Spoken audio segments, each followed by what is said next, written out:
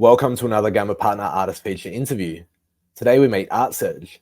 Artserge speaks on all things illustrating on Bitcoin, creating pixels on Bitcoin, why he loves it so much, and how symbology and societal commentary and his playful side shines through in all that he creates. I think you're going to enjoy this conversation. Alrighty. Very excited about this one. We have Artserge. Artserge has been releasing on Gamma since, he'll have to tell his story, but feels like almost the start of Ordinals. I remember some of his early stuff going up. He's a partner artist. He releases really interesting work. We've had some beautiful chats on our Art on Bitcoin X spaces. He's very into symbology. We're going to dive further into that. He's an illustrator, but he's also a pixel artist. So he really covers a wide and large and varied gamut of creative styles. But Artserge, rather than me telling your story, I want you to tell it. So you can go as far back as you like. It can be from when you were a child and you first remember picking up a pencil and fell in love with creating, right up until this point. But really, the floor is yours. And welcome. Thank you, Brett. Thanks very much for the intro. Let me go back then. So I'll give you a history, personal history. So I've always been into drawing as a kid. I always did it. Something I was passionate about and always found a lot of solace in it. So I always drew as a kid.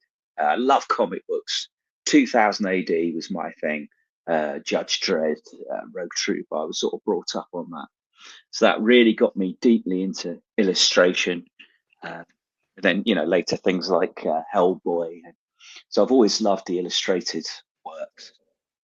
Then I went to university. I studied fine art. And I kind of lost my way a bit, actually. I just had a lot of fun, grew my hair out, and had a good time. And met some nice people. We actually switched over to filmmaking at that point. And it was only after I finished art school that I really got into it. I found it a bit pretentious, to be honest with you. It's like the art of bullshitting rather than the art of art. And so after that, I really got into illustration and wanted to hone that further. I trained as a graphic designer, got more into videography and animation and all things graphic design. And that led me to this point where about 4 years ago, maybe 5, started getting into NFTs the first time during the time of the Beeple Gold Rush, when most people did. And just started experimenting as most people did on Ethereum, and then went through a few different other chains. And then a friend of mine introduced me to Ordinals, and I saw what was so cool about it. Really, much more about the permanence of making artwork then, and the whole culture of BTC art. I did a little bit of work on Counterparty, where I first came across the Bitcoin subculture, which was fascinating. And so here I am now making work on Ordinals. Yeah, I feel like there's a lot that we could pull out of there. Super curious. Do you remember as a child, like you said, you always loved drawing? You went through, we're a similar-ish vintage. I remember a lot of those cartoons and magazines and things, which certainly stimulated a lot of creativity. Was there anything that really stuck out? Anything that made you think, hey, I enjoy this, I get something out of this, and also I'm pretty good at this? Well, I remember very early, I was just drawn to it. I used to draw my dreams. Like if I had a weird dream, I remember having a picture at school when I was 7, like these sort of weird monsters and stuff like that. So I've always felt an expression through it. And then I remember watching The Yellow Submarine with my mum, the old Beatles film. And I thought that was incredible, that magical world it could draw you into, that illustrated world. The same with the animated Lord of the Rings, Ralph Bakshi. So it's been a series of things that have just drawn me further down that route, and until, like I say, 2000 AD, really just hooked me, because the artwork was just phenomenal. Some real heavyweight hitters with these fantastic stories. Yeah, and it seems like storytelling is something that you do try and portray through your art, or at least is, I wouldn't say certainly, not something that you force on anyone, but something that at least inspires you. Oh, very much so. I've always loved detailed illustration, like Asterix and things like that, or Heath Robinson.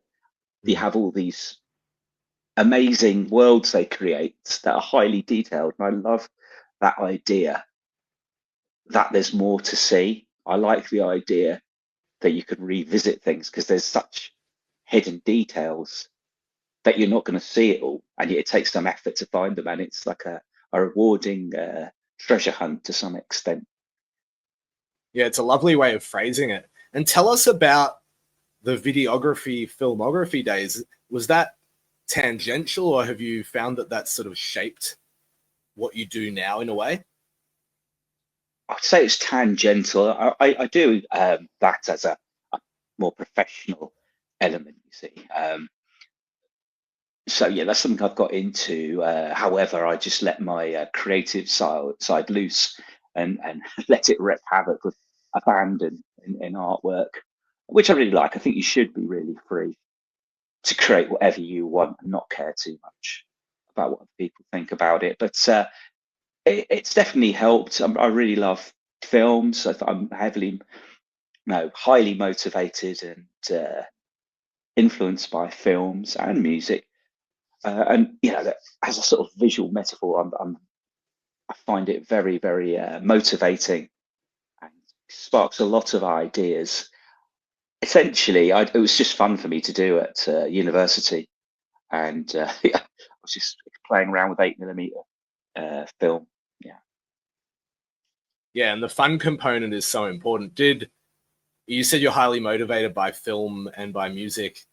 Off the top of your head, is there anything that stands out as something you love? Maybe it's stimulated artwork, maybe it hasn't, but something that shaped you as a person or a creator?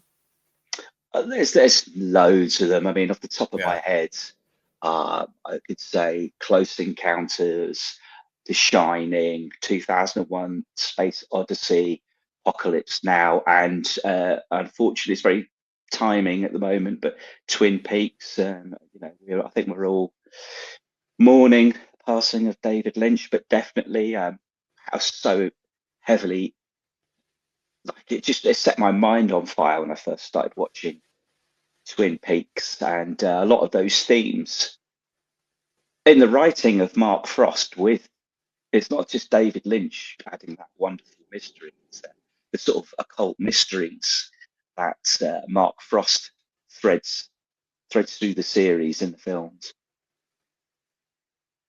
For sure. And do you create thematically? You mentioned before that you think, and I agree with you, that artists should just create and be free to do what they want, so you don't have to stick to the one thing. But is there a common thread when you create? Do you find that there's cohesion in some way? There hasn't been. I think it's just happened naturally so far. You just like doing what you like doing.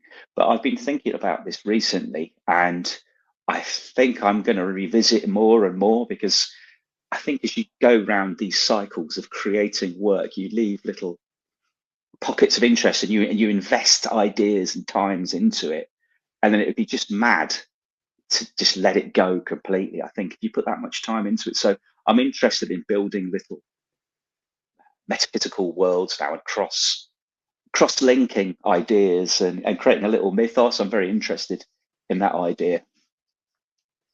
For sure. I think we should revisit that when we have a look at some of the work you've put on Bitcoin. But I'm curious, you went to art school. You said you found it a little pretentious, but what did you get out of it? There must have been some golden nuggets. What did I get out of it? Crazy fashion sense and dreadlocks. No, what did I get out of it? I got some the studying I found interesting, like the actual reading I found very interesting. We had to study Man and His Symbols by Carl Jung, which is very influencing book. And also The Shocker to New was a fantastic book. It talks about art history, but not through a chronological structure. It goes through ideas and sort of schools of thought and how they influenced each other. So that, having that education and a time to study, has helped me to understand and get a reference point on modern art and art history. That was the best thing. Otherwise, it just made some good mates. Yeah, well, the friends are important, and the fashion sense, I'm sure that was a fun time. But yeah, that's interesting, and it sounds like then that did shape or mold you in some way. Were there any art teachers or professors, however they referred to themselves, that rubbed off on you or left you with something that you have or that did stick with you? Not on my degree so much, and I don't want to be mean to anyone, but Yeah. I really had a great. I did a foundation course before I did my university, and that is essentially if you didn't have good enough A levels, you could do a foundation course and then go to university. And there was a guy who was a technician called Vic, and he used to work on Thunderbirds back in the day. He used to make all the sets and background stuff. And he taught us so many cool things. I think he had more of an influence on me. He was just such fun, a bit of a renegade, great stories, and he was always teaching us all these little things in the background. He was great. But no, I did have some very good, open-minded tutors back then who really believed in me and my potential and gave me that faith and confidence. For sure. And do you think that your illustrative skills were honed there, or you realize that obviously, and you create really cool pixels as well, but we'll pull up your illustrations in a minute. That's probably, I suppose, your defining style as Artserge as a partner artist, and you can elaborate on it. But yeah, was that the style that you went in with? Did you have to explore various mediums, or is it like, no, I illustrate? Yeah, I really wouldn't, at that point, I really wouldn't say I had a specific style or anything. In fact, I was more of an oil painter back then. So, like I said, I was doing oil painting and then switched to videography towards the end. So I didn't really have anything formulated. It was only afterwards I really being, because I went from art college into an office job, and that really made me realize that I wanted to draw. So I really tried to study it. So more graphic novels, and I looked back at the work of like Albrecht Dürer and the great engravers. There's so many amazing lights out there in the past. Heath Robinson, Aubrey Beardsley. I could name a million of them, but going back to look at what these people did, and I think Albrecht Dürer is from, I think he's the 15th century. He is so punk. He's so rock and roll. He's such his lines so powerful and anarchic and highly symbolic. I find it incredibly motivating. So it was studying those people later that gave me the passion to try and recreate this in some form. Yeah, and you love to think that there were creators and thinkers like that back in the 15th century. We tend to sort of stereotype how they might have been or acted, but it's funny that I suppose like art or styles or themes or even what people were creating does kind of like cycle through the centuries. Oh, absolutely. And he was a wild man as well. He he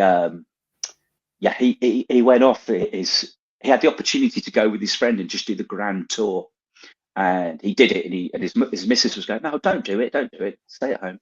And he went, no, I've got to do this. And he went off and he studied with the Renaissance masters, learned perspective. I think he became the Maximilian I became his patron, and he just got up to such wild things, and I think he died because he got malaria whilst he went out to some coastline to draw a carcass of a whale. He got, I shouldn't laugh, but he got infected by mosquitoes with malaria. But that just goes to show what a wild and life he had, and he took a chance, he took a gamble to try and find his thing, his art. Yeah, which is like you said, we shouldn't laugh, but it's a good lesson, or it's a good moral of the story. Unique moral of the story is that you do need to take that chance, or go and try something, or find that inspiration in somewhere a little bit unique. Let's have a look at some of the work that you've put out as a partner artist, specifically as Gamma Prints. We'll go down to your first one. I think there's a little bit to talk about here, because you pick very unique names. The art is, varied, detailed.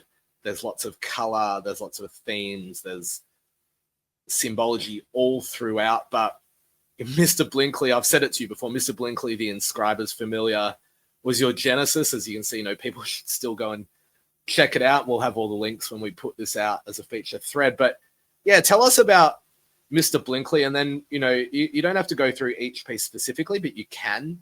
But talk us through your work, because it is varied, as you can see. I think we can tell. You can see that it's by you. I think when it's all together, there is a cohesion, albeit quite different. So Mr. Blinkley, the concept was, excuse me, the concept was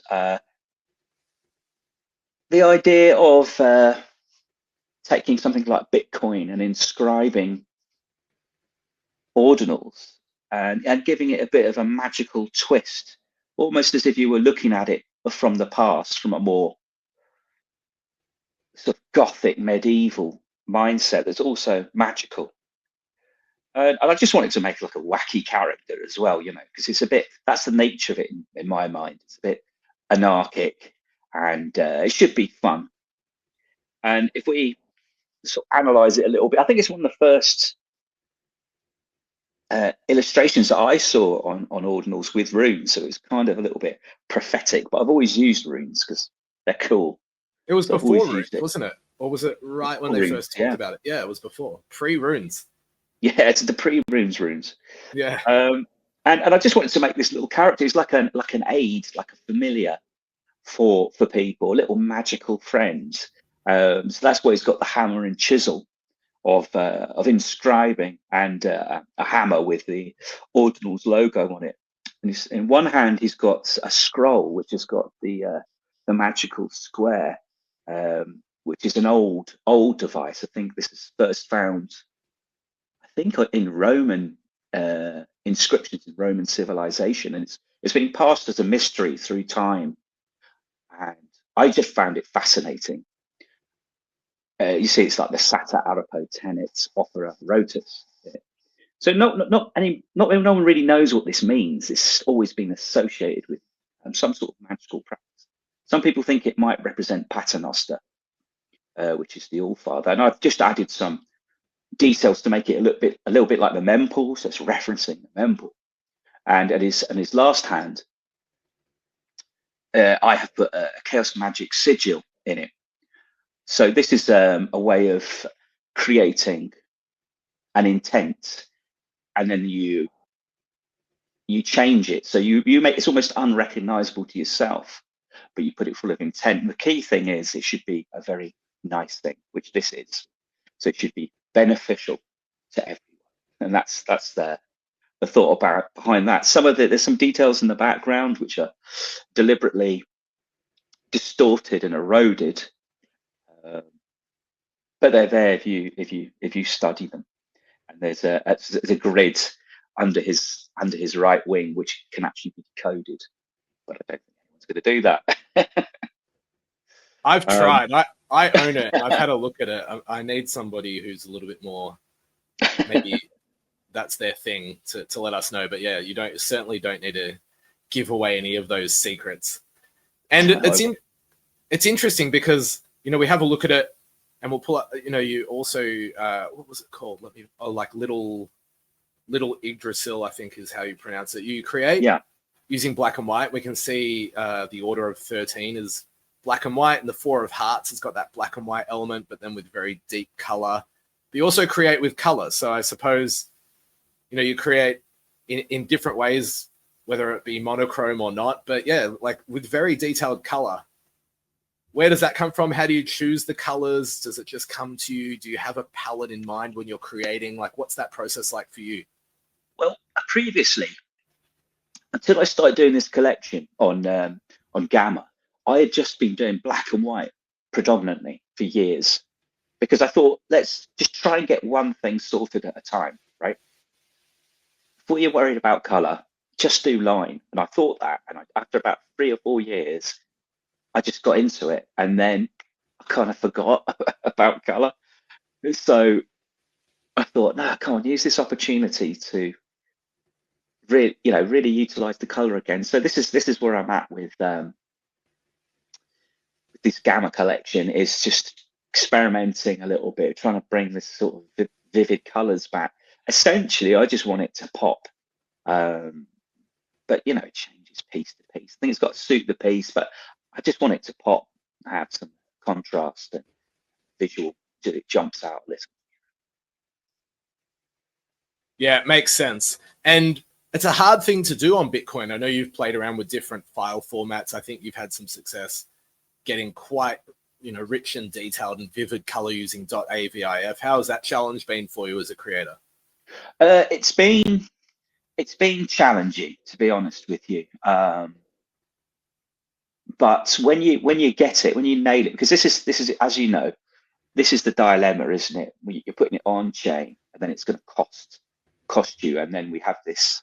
There's different ways of doing it. What's the term for compression again? Compressionism. Yeah, I suppose compressionism is what, Yeah. or there's a movement where the artists are calling themselves compressionists, which I think is quite nice. Yeah, I mean it's cool, and I definitely went down that route with the pixel art. But for these, I wanted it to be a thing. I wanted it to be, when you open up the link, you go all the way back down to the actual file on Bitcoin, that it still stands. You could at least print it at A4 and it would look decent. You could, and then you could just upscale it. So for me, this has been a challenge. I understand it far more now, but I'm really pleased with the Order of 13, because that's actually, if you could drill right down, has good fidelity. And if you're working with pen and ink in this detailed way, it's all about detail. So it's battling the compression, blur. It's a battle between that and trying to keep good fidelity of the time you've spent drawing it. Yeah, and I know in the last space you mentioned with the Sat Surveyor just how long it took and how many, I think you said pen strokes or brush strokes. Talk us through the Order of 13, because the chain link is, I suppose, I don't know what you call it, a helmet or a hat, or I'm not sure what the correct terminology is there, but that is extremely intricate. Oh, thank you. Yeah, I think it's a coif. I don't know. Okay. I didn't want to use chainmail hood. yeah. Chainmail hood. Hood's good. Yeah. Hood's metal hood. So basically, I used to reference. So, I mean, this is a long process. I use reference. I got a skull. I got a chainmail, and that's actually my mate Johnny's beard. Oh, right. So it's based on a real guy. Yeah, he believes he's got copyright over the skull because I used his beard. Right. He always jokes. So then I composited these together in Photoshop, and then from the Photoshop I drew. I was looking at the screen with a pen and pencil, pencil and paper in front of me, and then I'm drawing it out. And then once I've done the pencil, then I thought, I've got it right now compositionally, because I needed to do that structural phase first for the chainmail to be convincing as a thing going over 3D. And then, so I've done my pencils, that's all gravy, and then I go into inks. And then really this was just brushing big areas of black with a brush pen of ink, and then using lines for a mid-tone and pointillism for the lighter tones. Just trying not to muck it up as you do it, because there's no Control Z on an ink drawing. So that's I'm trying to think how long that would have taken. I'd say somewhere about 20 hours give or take. I don't know. You just get into a flow. Could be more, could be less. And is it the sort of thing where you create it over a few days? Is it a single session? Do you create something over a longer period of time and come back to it? How do you like to work? This was definitely over a period of days, so it would be sort of 5 or 6 hour stints, and then go away, come back, go away, come back. It's discipline, and it's a bit of a struggle, because you've gone so far and you think, it's going all right so far. I really hope tomorrow I don't just completely ruin it. But then taking all that and then using sort of compression to have it put on Bitcoin, to me, I think that's quite interesting. Having something that's that analog, I think it would be interesting in the future that people come across. Yeah, 100%. Before we talk about this piece, and I want to chat to you about names and themes, mm-hmm. and almost how you like to poke a bit of fun as well. But how is that? How do you do it? Do you high-res scan it? Do you photograph your work? How do you take that, ink on paper and digitize it? I'll either do a scan, or sometimes I'll just use. This one was just done with an iPad camera, right? Because in a way, I quite like it being a little bit imperfect. Yeah. So it depends what you're doing. The skull was a high-res scan. This one, the Autonomicon, that was just literally just an iPad over my sketchbook, and then I've taken my initial drawing, I've taken into Procreate, add some color processes, but that was just that. I don't know. I did this in 3 hours. This drawing in one go, listening to a Twitter space, but just. And just looking at that, it's called Autonomicon Cabalists and Collectors, which I love.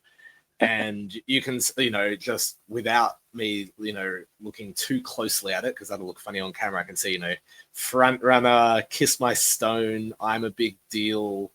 I won't read out some of the other ones. People can look for themselves. I love this piece.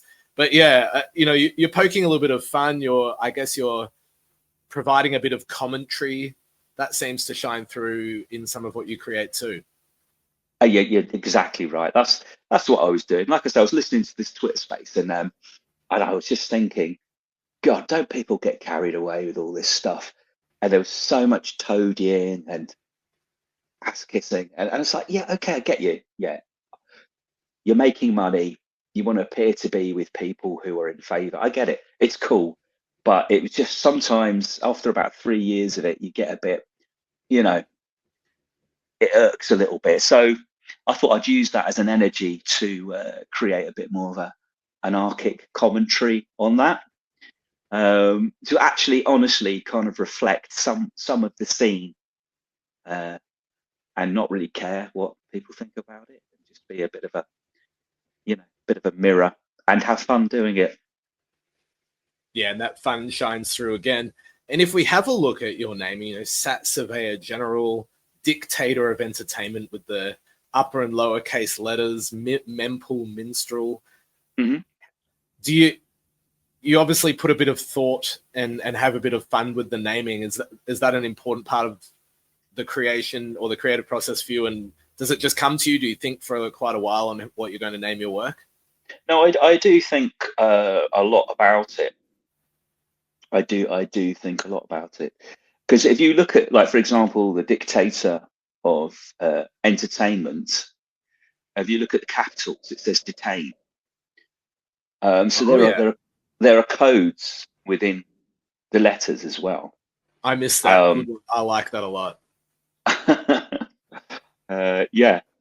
So I try and do that. I try and put, there's codes within the artwork, there's codes within the naming as well to some extent. And because, like, the Dictator of Entertainment was really talking about Hollywood and some of the darker aspects of it, I knew it wouldn't be. I knew it would be easy for people to swallow so much the sort of the darkness. It's not like instantly.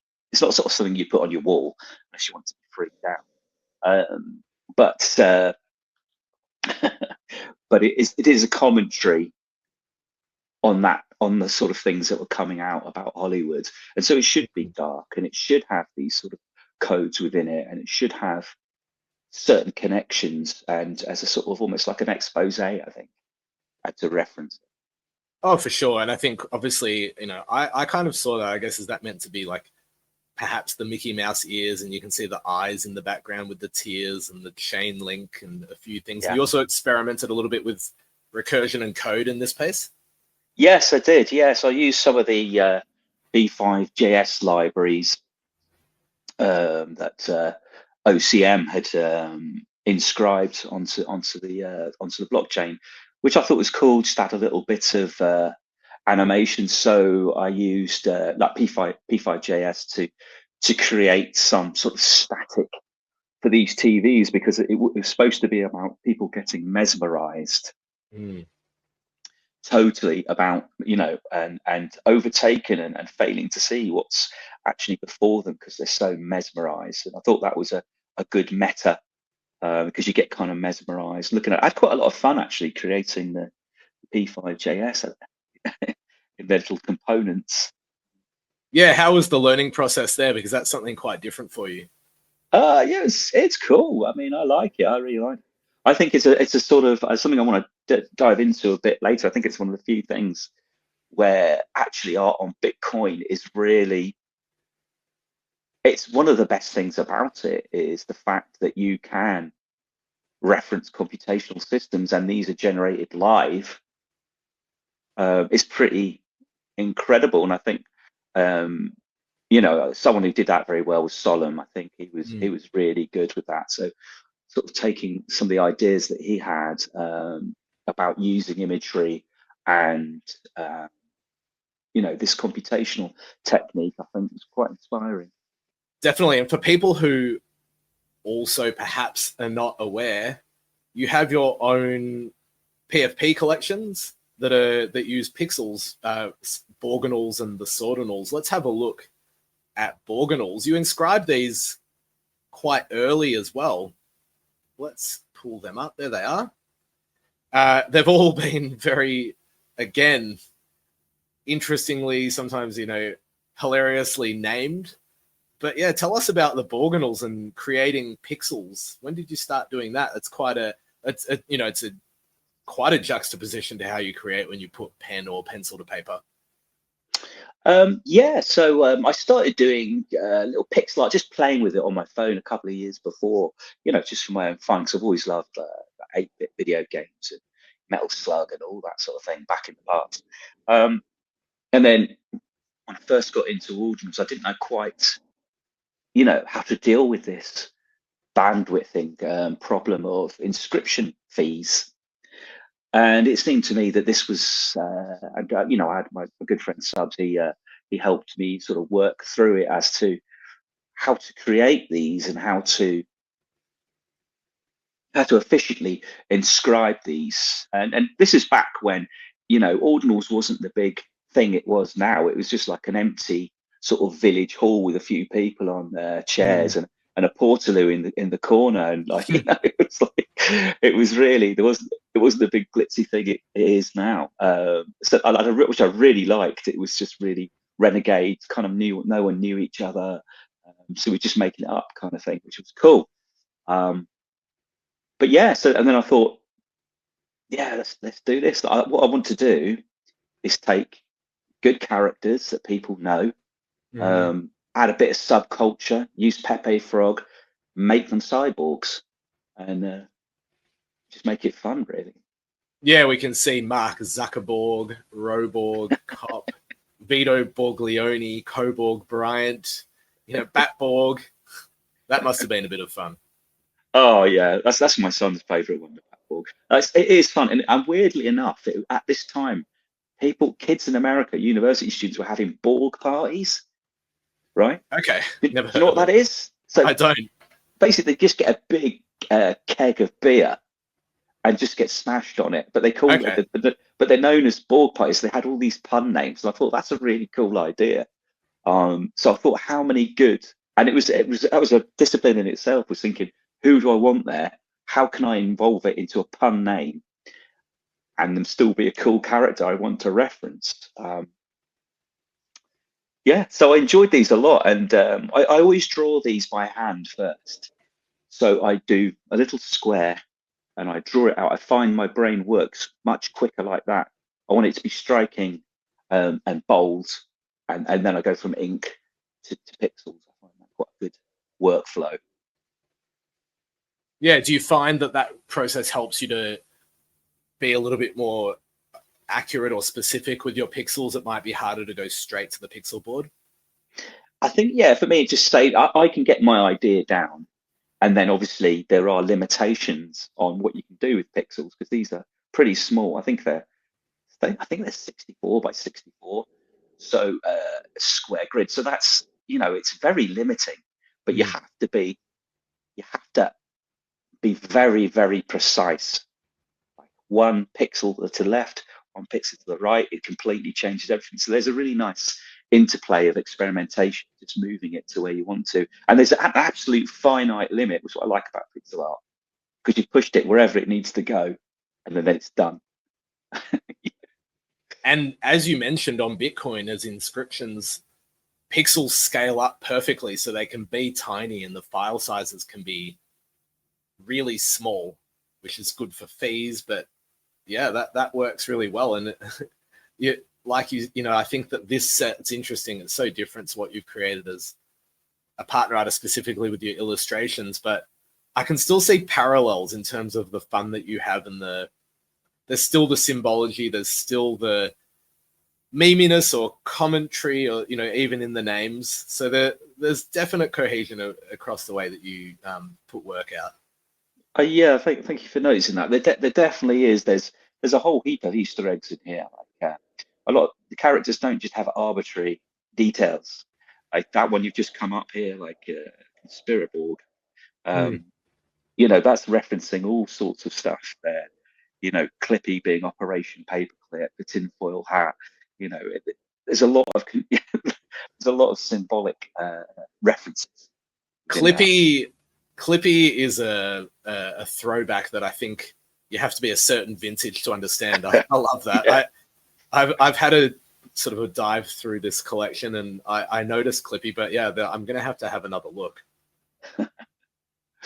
Yeah, so this is done now, and I'm lucky enough to have some loyal collectors who have bought quite a few of these and stayed with me, and we still chat. And we've still got plans for where to go with this as well. So it's not sort of 100 and done. It's just like where we're going to keep going. Yeah, that's what I was going to ask. Can you see this extending or building out, or at least, you said you have a community, you're in touch with collectors. How are the Borganals going? Yeah, good. It's a lot of people are hodling, which is really nice. So we're still getting some good sales. That's so one was 10 up, was a 10x from what you bought it for. Now, essentially, that's all I'm happy with. That's the most honest relationship with a collector. I mean, it's lovely that people hodl, but at the same time, if they 10x'd off what they bought, then happy days, and I'm happy for them. That's what it's for. But I'm thinking of adding some metadata to this. If you look at Zordnals, they have metadata as well. So, and I'm going to make a game where people can just fight for silly sort of relics like the toe of Satoshi and things like that. So yeah, there's some plans for that.